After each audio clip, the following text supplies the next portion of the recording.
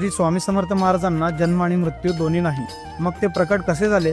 प्रकट दिनाचा हा इतिहास तुम्हाला माहित नसेल तर हा व्हिडिओ पूर्ण बघा. श्री स्वामी समर्थ महाराज हे आंध्र प्रदेशातील श्रीशैल जवळ असलेल्या कर्दळी वनातून प्रकट झाले.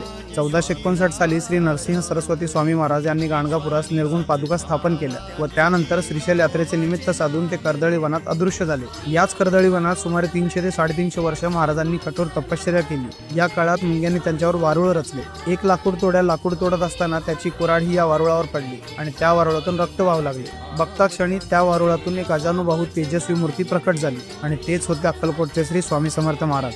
त्याच दिवसाला आपण प्रकट दिन म्हणून साजरा करतो. नंतर काशी, प्रयाग असे भ्रमण करत ते उत्तरेकडून दक्षिणेत आले. 1856 मध्ये स्वामी समर्थ महाराजांनी अक्कलकोटमध्ये प्रवेश केला आणि सगळ्यात आधी ते याच खंडोबा मंदिरमध्ये थांबले होते. स्वामींनी 22 वर्ष अक्कलकोटमध्ये वास्तव्य केले आणि अक्कलकोट हे तीर्थक्षेत्र झाले. अक्कलकोट ही एक अशी जागा आहे जिथे स्वामींनी आपली साधना केली, भक्तांना आशीर्वाद दिले आणि भिवू नकोस, मी तुझ्या पाठीशी आहे असा विश्वास दिला. तुम्हाला कधीही वेळ मिळाला तर एकदा अक्कलकोटला नक्की भेट द्या, कारण स्वामींच्या दर्शनाच्या वेळी एक वेगळीच आध्यात्मिक ऊर्जा जाणवते जी शब्दात सांगताच येणार नाही. स्वामींच्या कृपेने तुमच्या जीवनात सुख, शांती आणि समृद्धी येवो हीच या प्रकट दिनी स्वामींकडे प्रार्थना. जर तुम्हाला प्रकट दिनाची